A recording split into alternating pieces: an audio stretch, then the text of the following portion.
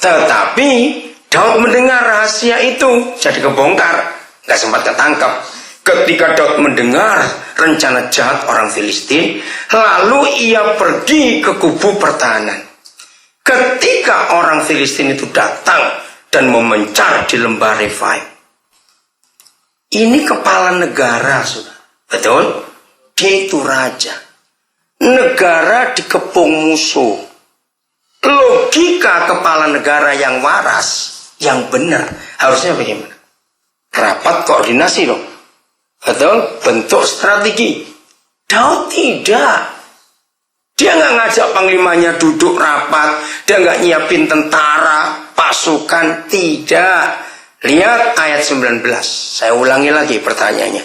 Daud sedang nyanyi, sedang berkhotbah atau berdoa? Berdoa. Tapi apa kalimatnya? Bertanyalah Daud kepada Yahweh. Nggak ada kata doa. Nah pertanyaannya betul-betul lugu kayak Tata tadi. Kelas berapa? 1 kecil. Ini pertanyaan lugu betul ya pertanyaannya. Apakah aku harus maju melawan orang Filistin itu? Akan kau serahkankah mereka ke dalam tanganku? Ayo, kalau Daud kumpul para kepala negara zaman sekarang, dia cerita, teman-teman kamu harus tahu, satu kali negaraku diserang musuh. Aku tanya Tuhan, maju atau tidak? Kira-kira Daud diapakan oleh kepala negara itu? Ditertawakan. Ya goblokmu, negara diserang musuh kok tanya lagi, maju? Loh betul tidak? Diserang kok pakai tanya? Miliki iman Daud. Dia mengandalkan Tuhannya luar biasa. Nah karena Daud bertanya, baca kalimat berikut, siapa yang menjawab? Ya pasti Tuhan yang menjawab.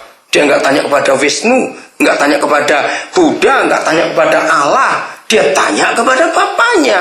Maka dia jawab. Seringkali kita tanya kepada yang salah. Ya nggak didengar. Majulah.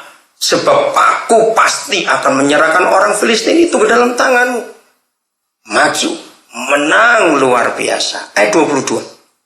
Sayang Samuel gak menulis. Ini setelah berapa minggu, berapa bulan, berapa tahun.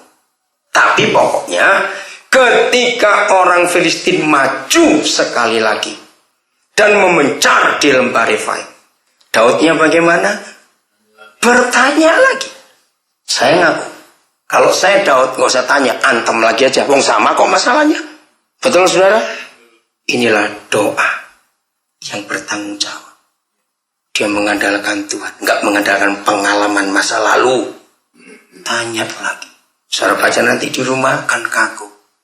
Papa bilang jangan nak, jangan maju. Buatlah gerakan melingkar, serang dari belakang. Lah musuh nggak tahu. Ada strategi lucu. Kalau istilah anak-anak ini main peta umpet. Karena nyerangnya dari belakang. Ngerti saudara? Ada cara-cara yang Papa buat. Maka itu kalau kita minta pimpinan Roh Kudus, catatnya kalimat ini.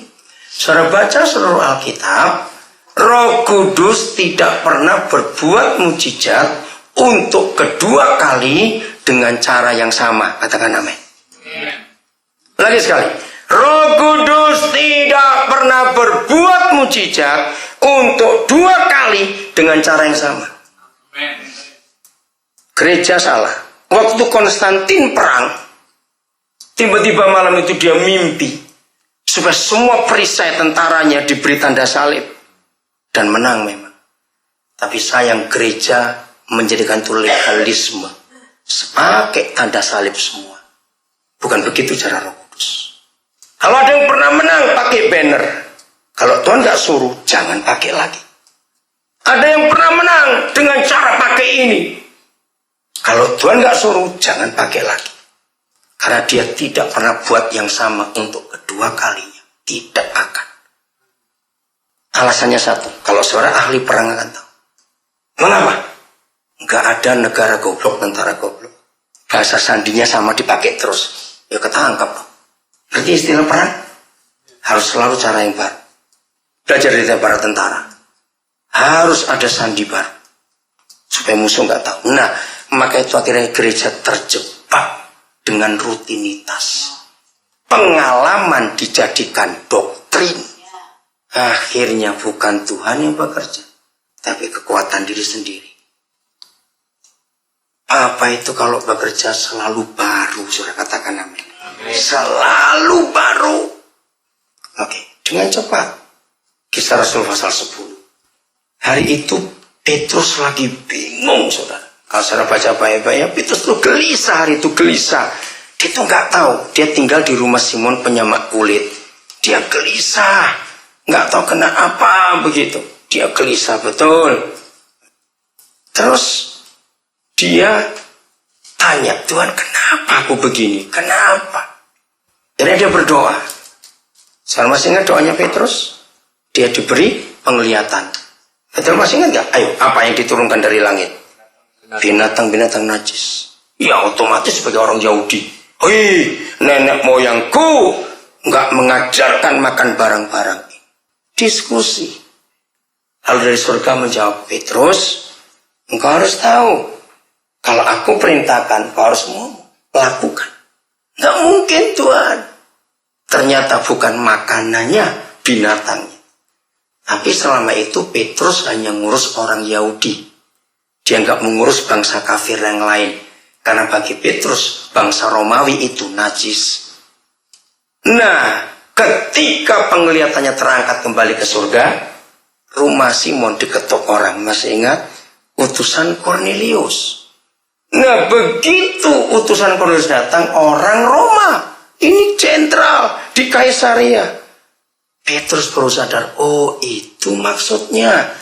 Ada orang-orang kafir yang mau jumpa Yesus. Dan saudara lihat waktu Petrus ngomong di rumah Kornelius, dikatakan sebelum dia selesai berbicara, Roh Kudus sudah turun. Nah, tapi Petrus nggak pakai terus cara itu. Begitu pula Paulus, sapu tangannya pernah menyembuhkan orang. Tapi setelah itu nggak pakai lagi sapu tangan. Ada cara lain. Di pasal 5 Kisah Rasul, Petrus pernah menyembuhkan orang dengan bayang-bayang. Tapi itu nggak pernah dipakai lagi. Ada cara lain lagi. Nah, lagi sekali saudara, gereja memetodekan. Itulah agama. Lihat, semua agama didirikan oleh pendirinya karena pengalaman pribadi. Lalu ditulis di kitab sucinya, pengikutnya suruh ngikuti. Nah, itu agama. Karena Tuhan kita bukan pendiri agama, tapi ini kehidupan. Kalau hidup itu bergerak terus, dinamis, nggak statis. Bedakan itu. Ada hal baru, tiap hari ada hal baru yang menyenangkan. Enggak bosan, saudara, enggak bosan. Kisah Rasul pasal 16. Ini tentang Paulus, hebat sekali. Mulai ayat 4. Dalam perjalanan keliling dari kota ke kota, Paulus dan Silas menyampaikan keputusan-keputusan yang diambil para rasul dan para penatua di Yerusalem dengan pesan supaya gereja-gereja atau jemaat-jemaat menurutinya. Jadi Paulus itu tunduk betul kepada saudara-saudaranya di Yerusalem.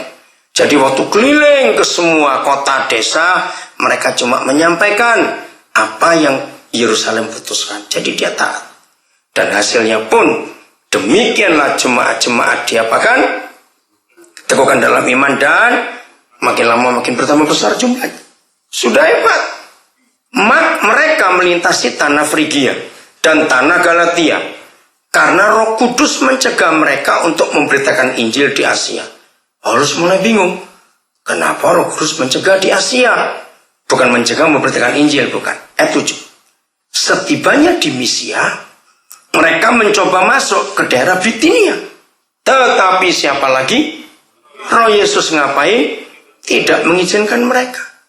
Paulus bingung, kenapa nggak boleh ke Asia? Saudara, belajar begini ya. Gereja Eropa adalah gereja yang paling hebat dalam menginjili dunia. Karena kalau nggak ada gereja Eropa, dunia nggak dengar Injil. Lihat utusan Injil dari Eropa. Yang ke RRC, ke India, ke Afrika, ke Indonesia, ke seluruh Asia, ke Australia. Semua gereja Eropa. Entah gereja Inggris, gereja Jerman, gereja Belanda, gereja Swiss, gereja Spanyol, sampai ke Amerika Latin. Nah, harus tahu. Bagaimana gereja Eropa bisa sehebat itu dan kapan terima Injil? Pasal 16 ini jawabannya.